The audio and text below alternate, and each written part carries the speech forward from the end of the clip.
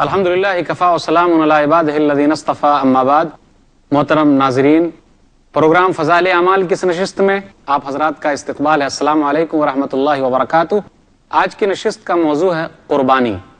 اعوذ باللہ من الشیطان الرجیم، بسم اللہ الرحمن الرحیم۔ لن ینال اللہ لحومها ولا دماؤها ولکن ینالہ التقوی منکم۔ رب اشرح لی صدری ویسر لی امری واحلل عقدۃ من لسانی یفقہوا قولی۔ رب زدنی علما سبحانک لا علم لنا الا ما علمتنا انک انت العلیم الحکیم۔ تمام قسم کی تعریفات اللہ وحدہ لا شریک، خالق کائنات، مالک ارض و سما اور مدبر ان سجاں کے لیے ہیں۔ اس کے بعد بے شمار درود و سلام نازل ہو جناب محمد الرسول اللہ صلی اللہ علیہ وسلم پر کہ اللہ رب العالمین نے انہیں رحمت للعالمین بنا کر بھیجا۔ اللہم صلی علی محمد وعلی آل محمد کما صلیت علی ابراہیم وعلی آل ابراہیم انک حمید مجید۔ اللہم بارک علی محمد وعلی آل محمد کما بارکت علی ابراہیم وعلی آل ابراہیم انک حمید مجید۔ محترم ناظرین، میں نے سورہ حج سورہ نمبر 22 کی آیت نمبر 37 آپ کے سامنے پڑھی ہے۔ اس مناسبت سے قربانی کے تعلق سے چند باتیں آپ کے سامنے رکھنی ہیں۔ ناظرین، اسلامی مہینوں کی تعداد 12 ہے۔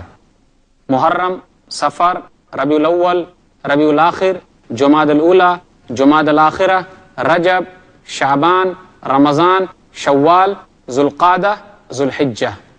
یہ الگ بات ہے کہ ہمیں اسلامی مہینے اس طریقے سے یاد نہیں جس طریقے سے انگریزی مہینے یاد ہیں۔ اسلامی مہینوں کی تعداد 12 ہے۔ کب سے 12 ہے؟ اسی وقت سے جس وقت سے اللہ تعالیٰ نے آسمان و زمین کو بنایا ہے۔ اللہ تعالیٰ کہتا ہے سورہ توبہ سورہ نمبر 9 آیت نمبر 36، ان عدۃ الشہور عند اللہ 12 شہرا فی کتاب اللہ یوم خلق السماوات والارض منها اربعۃ حرم ذلک الدین القیم فلا تظلموا فیہن انفسکم۔ بے شک مہینوں کی گنتی اللہ کے نزدیک 12 ہے، اسی دن سے جس دن اللہ تعالیٰ نے آسمان و زمین کو بنایا ہے۔ اس میں 4 مہینے حرمت والے ہیں اور یہی سیدھا دین ہے۔ ان دنوں میں آپس میں ظلم نہ کرو۔ 4 مہینے حرمت والے ہیں۔ نبی صلی اللہ علیہ وسلم نے ایک حدیث میں بیان فرمایا، صحیح بخاری کتاب التفسیر کتاب نمبر 65 حدیث نمبر 4662، کہ وہ 4 مہینے کون سے ہیں؟ ثلاث متوالیات، کہ 3 مہینے لگاتار ہیں، ذوالقعدہ، ذوالحجہ، محرم، اور 4تھا مہینہ جو ہے حرمت والا ورجب مضر الذی بین جمادی و شعبان۔ رجب کا مہینہ ہے جو جمادی الاخرہ اور شعبان کے درمیان ہے۔ ذوالحجہ اسلامی سال کا آخری مہینہ ہے۔ اس مہینے کی بڑی فضیلت بیان کی گئی ہے۔ اس مہینے کی 10 دنوں کی فضیلت تو اور زیادہ ہے۔ یہی وہ مہینہ ہے جس میں اسلام کا ایک اہم رکن حج ادا کیا جاتا ہے۔ اللہ تعالیٰ خاص طور پہ 10 دنوں کی فضیلت بیان کرتے ہوئے کہتا ہے، پھر اسی طرح ان 10 دنوں کی فضیلت 1 تاریخ سے لے کر 10 تاریخ تک کی فضیلت حدیثوں میں بھی وارد ہے۔ اللہ تعالیٰ کہتا ہے وَيَذْكُرُ اسْمَ اللَّهِ فِي أَيَّامٍ مَّعْلُومَاتٍ، سورہ حج سورہ نمبر 22 آیت نمبر 28، کہ وہ اللہ کا نام لے چند دنوں میں۔ سورہ فجر سورہ نمبر 89 میں اللہ تعالیٰ کیا کہتا ہے؟ وَالْفَجْرِ وَلَيَالٍ عَشْرٍ، قسم ہے فجر کے وقت کی اور 10 راتوں کی۔ تو 10 راتوں سے مراد ذوالحجہ کی 10 راتیں ہیں، 1 تاریخ سے لے کر 10 تاریخ تک۔ ان 10 دنوں کی بڑی فضیلت ہے۔ آپ غور کیجئے، نبی صلی اللہ علیہ وسلم نے ایک حدیث میں تو اس کی اہمیت اس طریقے سے واضح کی کہ جہاد بھی افضل نہیں ہے الا کہ وہ جہاد افضل ہے جس جہاد میں آدمی جائے اور دوبارہ واپس نہ آئے۔ ایک حدیث ہے صحیح بخاری کتاب العیدین کتاب نمبر 13 باب نمبر 11 حدیث نمبر 969، مل عمل فی ایام العشر افضل منها فی هذه، ان 10 دنوں میں جو کام کریں گے وہ کام زیادہ افضل ہے۔ لوگوں نے کہا اللہ کے رسول، جہاد بھی افضل نہیں ہے، بہتر نہیں ہے؟ کہا ہاں، وہ جہاد بہتر ہے کہ آدمی نکلے، اپنا جان لے کر نکلے، مال لے کر نکلے تو دوبارہ واپس نہ آئے۔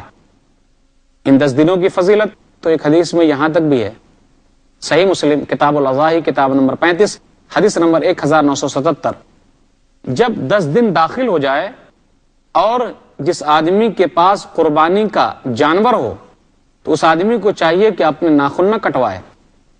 آپ غور کیجئے ان 10 دنوں میں کیا ہے۔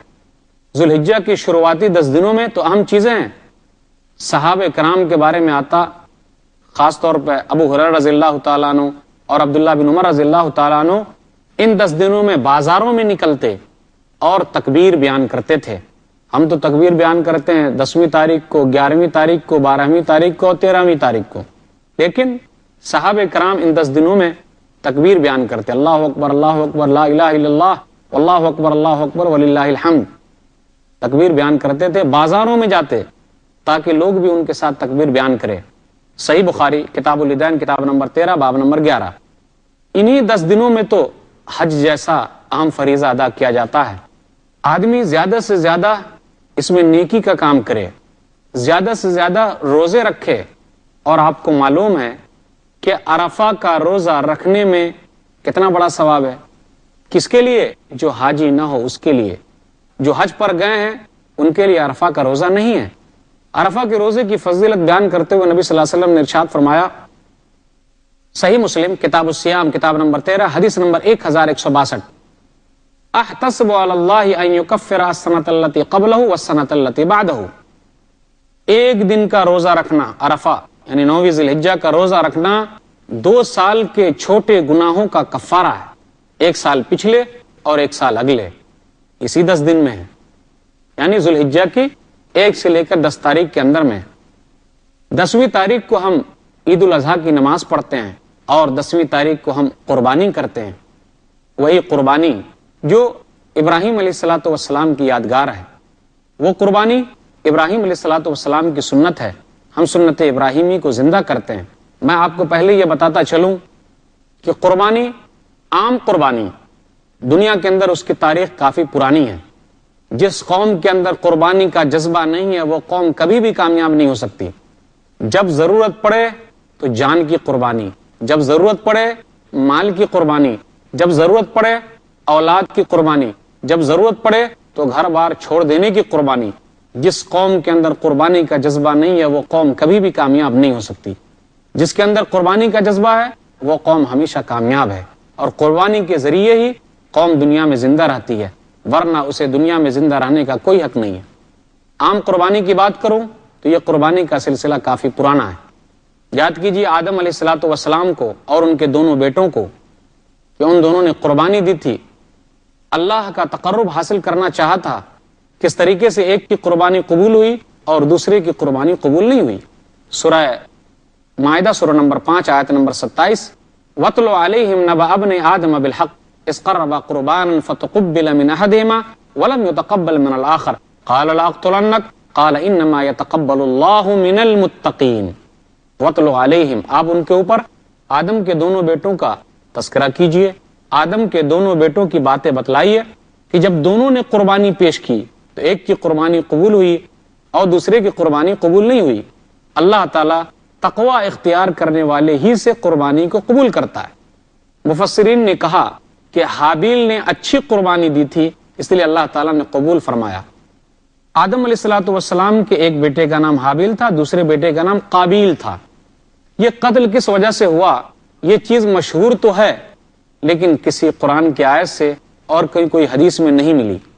وہ مشہور کیا ہے کہ پہلے آدم علیہ الصلوۃ والسلام اور حوا سے 2 اولاد ہوتی، ایک مذکر اور ایک مؤنث، پھر دوسری مرتبہ پھر اولاد ہوتی۔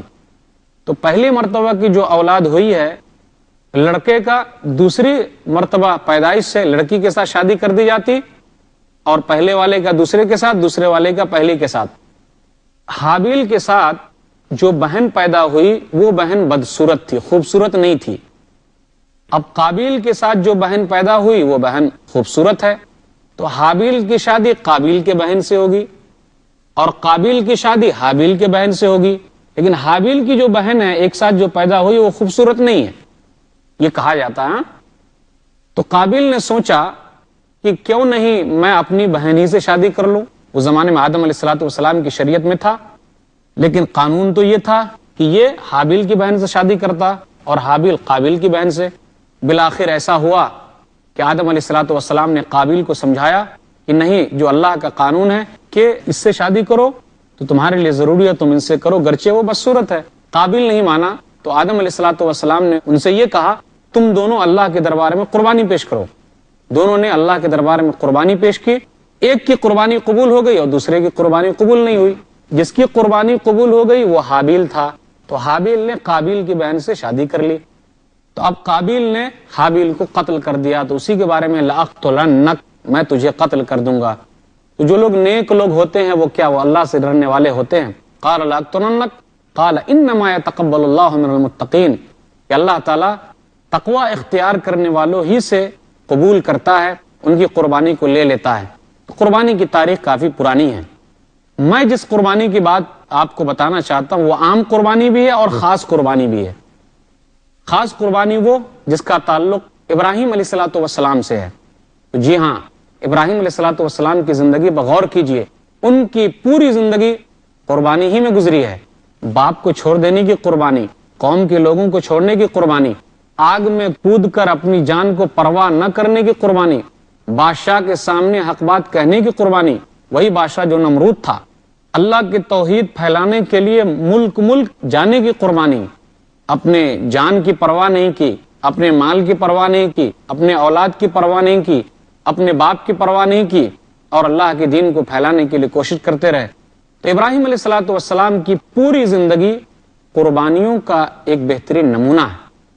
لیکن جو قربانی ہم اور آپ کرتے ہیں، ذرا تصور کیجئے اس قربانی کے بارے میں کہ اللہ تعالیٰ نے بڑھاپے میں ابراہیم علیہ الصلوۃ والسلام کو اولاد دی، جس اولاد کا نام ہے اسماعیل علیہ الصلوۃ والسلام۔ ہمارے درمیان یہ تصور عام ہے کہ اسحاق بڑے ہیں اور اسماعیل چھوٹے ہیں، نہیں، اسماعیل علیہ الصلوۃ والسلام بڑے ہیں اور اسحاق علیہ الصلوۃ والسلام چھوٹے ہیں۔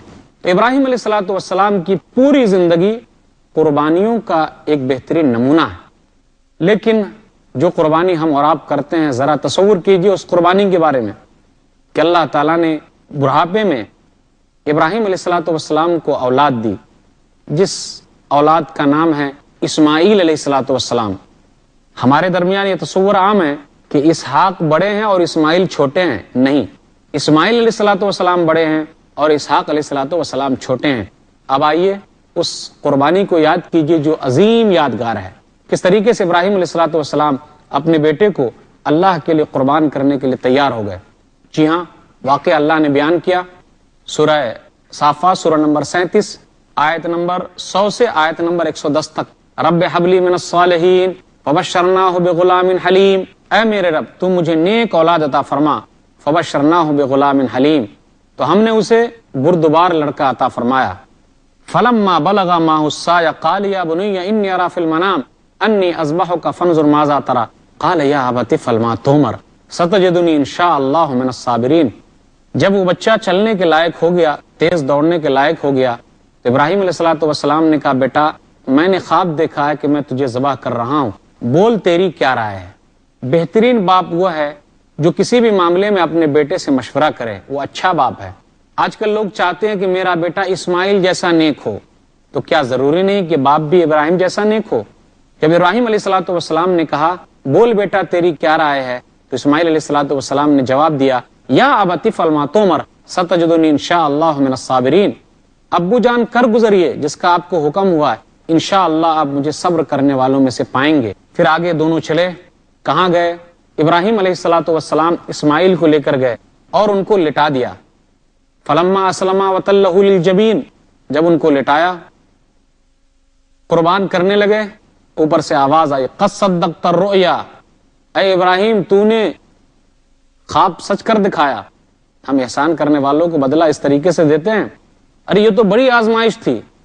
پھر آگے اللہ نے کہا وفدیناہ بذبح عظیم، اور ہم نے ایک بڑا دمبا بھیجا جو اسماعیل علیہ الصلوۃ والسلام کے بدلے ذبح کیا گیا۔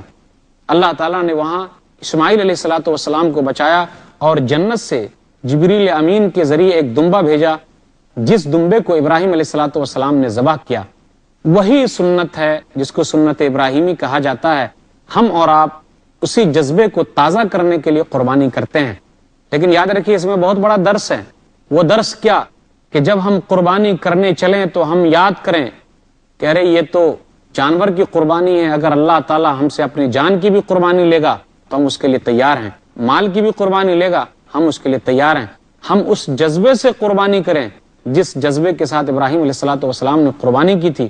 اس لیے ضروری ہے کہ ہم جانور کو پہلے سے خریدیں، اسے تازہ کریں، اسے کھلائیں پلائیں، اچھا طاقتور بنائیں، تو جب قربانی کرنے چلیں گے تو ہمیں پتہ چلے گا کہ ایک جانور کو ہم اللہ کے راستے میں ذبح کر رہے ہیں تو کس طریقے سے ہمیں احساس ہو رہا ہے، تو ذرا اس کو ہم اپنے سے مانوس کریں۔ لیکن افسوس کی بات تو یہ ہے کہ لوگ کیا کرتے ہیں، اپنے نام کے لیے، ریا کے لیے اور ایک دوسرے سے آگے بڑھنے کے لیے، بہت سارے لوگ ایسے بھی ہیں جو اخباروں میں اپنے جانوروں کے ساتھ فوٹو دیتے ہیں، جی ہم نے اتنے مہنگے بکرے خریدے۔ جی نہیں، اللہ کو ریاکاری نہیں چاہیے۔ لن ینال اللہ لحومها ولا دماؤها ولکن ینالہ التقوی منکم، سورہ حج سورہ نمبر 22 آیت نمبر 37، کہ اللہ کے پاس گوشت اور خون نہیں پہنچتا لیکن تمہارے دل کا تقوی پہنچتا ہے، ڈر اور خوف پہنچتا ہے۔ قربانی کو یاد کیجئے، وہ عظیم قربانی ہے، سنت ابراہیمی جس کو ہم اور آپ تازہ کرتے ہیں۔ قربانی کا لفظ کیا ہے؟ قربانی یہ فارسی کا لفظ ہے یا کے ساتھ، قربانی یا کے ساتھ فارسی کا لفظ ہے، اور بغیر یا کے قربان، بغیر یا کے یہ عربی کا لفظ ہے، اس کا معنی ہوتا قریب ہونا۔ قرآن مجید کی ایک آیت ہے وَلَا تَقْرَبُوا الزِّنَا، سورہ اسراء سورہ نمبر 17، کہ تم زنا کے قریب نہ ہو۔ غور کیجیے اس آیت پر کہ اللہ تعالیٰ نے زنا سے قریب ہونے سے منع کیا، تو زنا کرنا تو دور کی بات، یعنی تمام وہ چیز جو زنا کی طرف لے جائے آدمی کو اس سے منع کیا جا رہا ہے۔ تو قربانی کا معنی ہے ہر وہ چیز جس کے ذریعے آدمی اللہ کا قرب حاصل کرے، اللہ کے نزدیک جائے، اس کا معنی ہے قربانی۔ لیکن وہ قربانی جو ہم اور آپ عید الاضحیٰ کے موقع پر کرتے ہیں، اس قربانی سے مراد کیا ہے؟ اس قربانی کے لیے عربی زبان میں دوسرے لفظ آئے ہیں، آیا اضحیتن، ضحیتن، اضحیٰ، اس کا معنی ہے قربانی۔ قربانی کا لفظ وہ قربانی کے لیے قرآن اور حدیث میں نہیں آیا جو ہم لوگ عید الاضحیٰ کے موقع پر کرتے ہیں۔ اس موقع پر بھیڑ، بکری، گائے، اونٹ وغیرہ کو اللہ کے لیے قربان کرنا 10 تاریخ سے لے کر 13 تاریخ تک، اسی کا معنی ہے قربانی، تاکہ اس سے آدمی اللہ کے قریب چلا جائے اور اللہ کا قرب حاصل کرے، تقوی اختیار کرے، اپنی زندگی کو تقوی والی زندگی بنائے، تو اسی کا نام ہے قربانی۔ یاد رکھیے، کچھ لوگ ایسے ہیں ہمارے درمیان جو قربانی کے اوپر اعتراض کرتے ہیں۔ ان کا کیا کہنا ہے، ارے اتنے کروڑوں روپیہ خرچ ہو رہا ہے، کیا بہترین ہوتا کہ ان پیسوں کو غریبوں پر خرچ کیا جاتا، بیواؤں پر خرچ کیا جاتا، یتیموں پر خرچ کیا جاتا، بڑا اچھا ہوتا۔ وہ لوگ کہتے ہیں کہ جی یہ تو پرانے زمانے کی یادگار ہے۔ لوگ کہتے ہیں کہ کیوں نہیں ایسا ہو رہا ہے کہ جو لوگ اس چیز سے منع کرتے ہیں ہم ان کے جذبات کو مجروح نہ کریں۔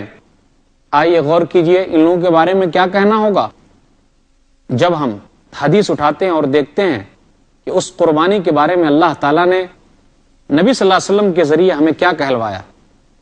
نبی صلی اللہ علیہ وسلم نے کہا من کان لہ سعۃ فلم یضحی فلا یقربن مصلانا، سنن ابن ماجہ کتاب الاضاحی کتاب نمبر 26 حدیث نمبر 3123۔ نبی صلی اللہ علیہ وسلم نے کہا جس کے اندر قربانی کی طاقت ہے اور وہ اس کے باوجود بھی قربانی نہیں کرتا تو وہ ہمارے مصلی کے قریب نہ آئے، وہ عید الاضحیٰ کی نماز پڑھنے نہ آئے، کیونکہ اللہ تعالیٰ نے اسے قربانی کی طاقت دی تھی، اس نے قربانی نہیں کی۔ غور کیجئے کہ جو لوگ یہ کہتے ہیں کہ غریبوں کا خیال رکھا جائے، یتیموں کا خیال رکھا جائے، میں ان سے پوچھنا چاہتا ہوں کیا نبی صلی اللہ علیہ وسلم کے زمانے میں یتیم لوگ نہیں تھے؟ ضرور تھے۔ میں پوچھنا چاہتا ہوں کیا شریعت کی کسی بھی چیز دوسری چیز کے مقابلے میں بدل ہو سکتی ہے؟ مثال کے طور پر ہم ایک وقت کی نماز نہ پڑھیں، ہم غریبوں کی مدد کر رہے ہیں، بالکل بدل نہیں ہے۔ ہم زکوٰۃ ادا نہ کریں، غریبوں کی مدد کر رہے ہیں، زکوٰۃ کا بدل نہیں ہے۔ اللہ نے ہم کو طاقت دی ہے، ہم حج کے لیے نہ جائیں، غریبوں کی مدد کر رہے ہیں، بالکل بدل نہیں ہے۔ غریبوں کی مدد کرنا، یتیموں کی مدد کرنا، بیواؤں کی مدد کرنا، مریضوں کی دیکھ بھال کرنا، یہ اہم چیز ہے، اس کے لیے ابھارا گیا ہے۔ اس کی وجہ سے شریعت کی دوسری چیزوں کو قربان نہیں کیا جا سکتا۔ آپ غور کیجئے، نبی صلی اللہ علیہ وسلم کے زمانے میں جنگیں ہوتی تھی، بہت ساری عورتیں بیوہ تھی، لیکن نبی صلی اللہ علیہ وسلم نے اس کے لیے کیا انتظام کیا؟ اسلام کے اندر جو شادی کا چار تصور ہے انصاف کی صورت میں، یہ سب سے بڑا حل ہے۔ جنگ میں مرد مارے جاتے ہیں، حل کیا اسلام نے دیا کہ انصاف کے ساتھ آدمی شادی کرے، ایک سے زیادہ 4 تک اللہ نے اجازت دی، بیوی رکھے۔